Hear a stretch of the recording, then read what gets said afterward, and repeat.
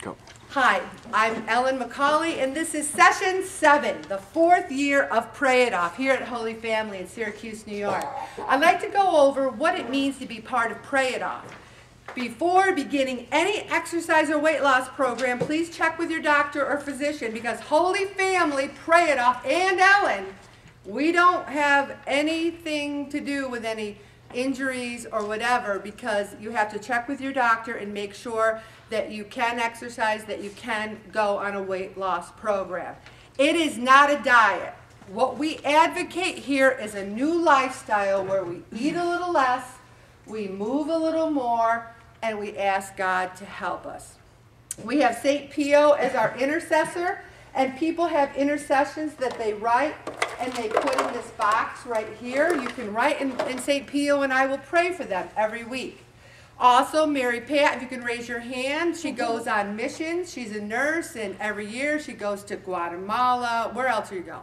I went to Haiti. Haiti, and they don't have rosaries. So if you have those extra rosaries you get in the mail, bring them, put them in the box. She takes them down there. I'm got a new shift where I get here at 4. What time did I get here today? 10 to 5. 10 to 5. So at 5 o'clock, we're ready to rock and roll. That way there's not a long line. So if you're retired, if you got time, come early so we can get started at 6:00 and get out at 7:00. Everyone wears a name tag. You get your packet, you quietly go to your seat if the meeting's already started. And also, here's the big thing. I just hit the highlights of the packet every week. You're supposed to read it at home. The people who are the most successful come up to me the next week and said, you know, I read that one article. It was very interesting about this or that. If you want to win the 100-meter race in the Olympics, do you come one hour a week and run really fast and then don't think about it or don't do anything, and then maybe next week come in for an hour, and then all of a sudden you run the race and you lose? We're in training here. We're in training to lose weight. You have to read behind the scenes. You have to do other things. You have to supplement it with exercise. You have to read the Bible and read the packet. You have to hand in your food log every week. You see who's up here? It's a whole new Ellen, not the easy Ellen from session 6. You don't have your log, you will not get weighed in. I don't care if your dog ate it. Now, if you come to me with tears in your eyes and you say, I really did do it, but I came right from work, and it's really true, and I will hand it in the next week, I might, maybe, if I believe you. But I know who does it and who doesn't do it. And besides, we're in church. You can't lie about your log. So you better tell the truth. Okay. You have to come every week. I've asked people not to rejoin this group. And there, you might say, I wonder where Jane Doe is. I've asked Jane Doe or John Doe to maybe take a break, because you have to come. If you don't come, you won't get weighed in. Speaking of weighing in, from now on, you will not weigh yourself again until next Thursday night. Who will swear in church that they will not weigh themselves till next Thursday night? Who can't swear? I want to see who can't swear. All right. I'm going to do a whole session on why it's bad to do that. What that does is it puts your focus so much on losing weight that you don't live your life. What we're trying to do is live our life with losing weight being a byproduct of eating less, moving more, and asking God to help.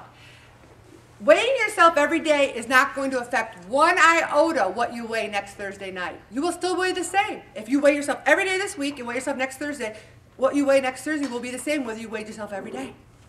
Who disagrees with that theory? You really do.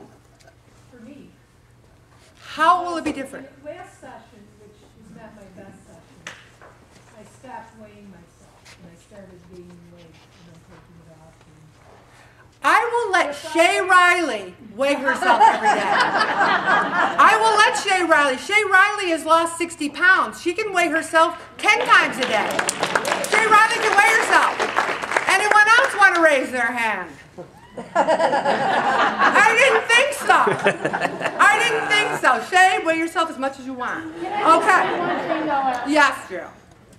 The reason I do is because sometimes I need to remind myself that there's a problem. Or I'll do one of these like, don't it go?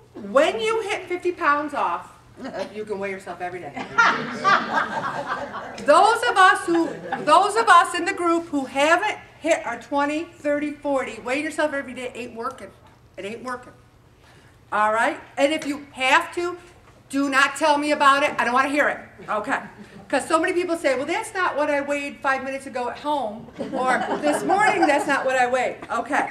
If you can attend, and you know in advance, send me an email, write it on a sheet of paper, and I need a good reason. It's not for me. The reason is not for me because I will be here whether Bob and I are sitting here alone. I will do pray it off. The reason is for you. We talked about this a gazillion times. You have a bad week, you put on a few pounds, you say, I don't want to go to pray it off. I'll do really good next week, and then I'll go. And then you don't do really good. And the next thing you know, you quit.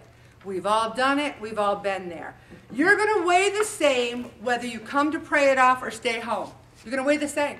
Coming here just faces the fact, and you just go forward from there. You have a library. All these things you can take home, you can read, you can use. Also, the small groups. There's a small group discussion.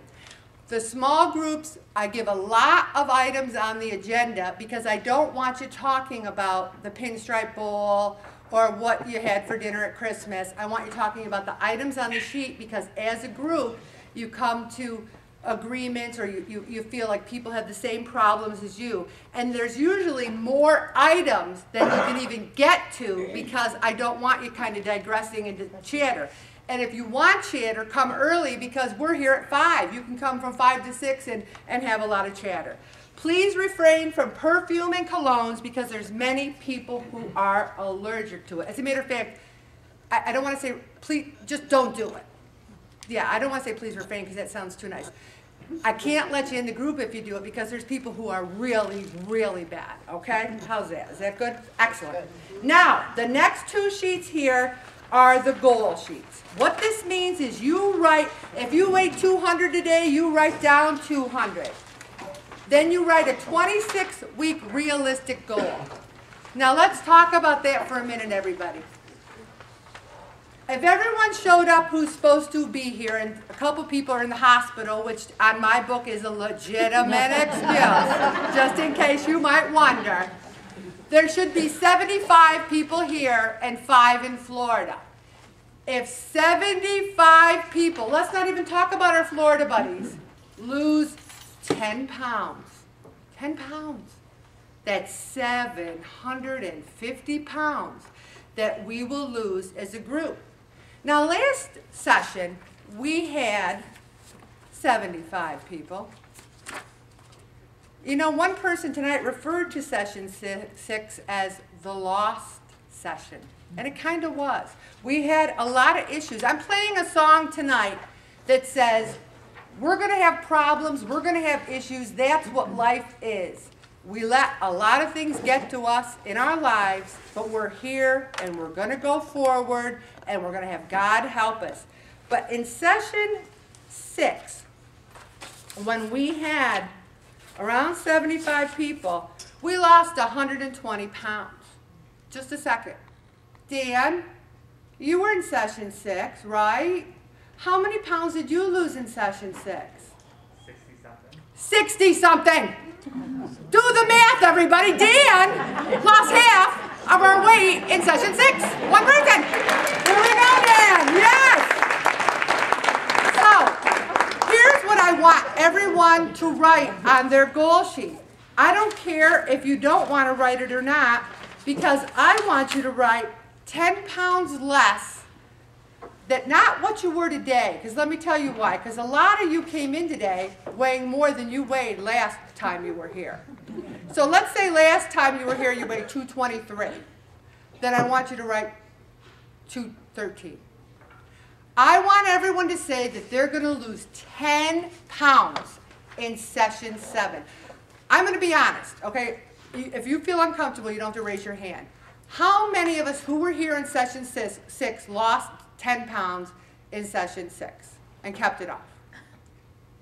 1, 2, like 4 or 5 of us. Wouldn't we have liked to have done that? Oh yeah. So what's so bad about picking 10 pounds? And then let's say you weigh 223 and you pick 213 and you get down to 199. Well, hallelujah. But you put down here that you weigh 200 and you want to weigh 140 by the end of the 6 months. And some people do. You know, they say, well, geez, you know, right now I weigh 190 and my chart says I should weigh 140, so I'm going to put 140. If it happens, hallelujah. But if it doesn't, then you feel you failed. It's like Michael Phelps. If they say Michael Phelps is going to win 9 gold medals and he wins 8, oh, he only won 8. We thought he was going to win 9. Why do that to yourself? I suggest, you can put anything you want. I'm not going to collect it. But I suggest, because here's what my personal goal is. I want this group to lose 500 pounds in session 7. 500. 25 of us lost 644 pounds in session 1. 25 lost 644. We can do this. So think about that. Because if you don't have a goal, if you come in here and go, yeah, I'm going to pray it off. Yeah, I don't know. I'm going to try, but I don't know. You got to say, you know what? For once in my life, I am going to do this. I'm going to start with the 10 pounds, and I'm going to go forward. There's the Pray It Off prayer. Have it every week. There's the St. Pio intercession. I'm going to end right here.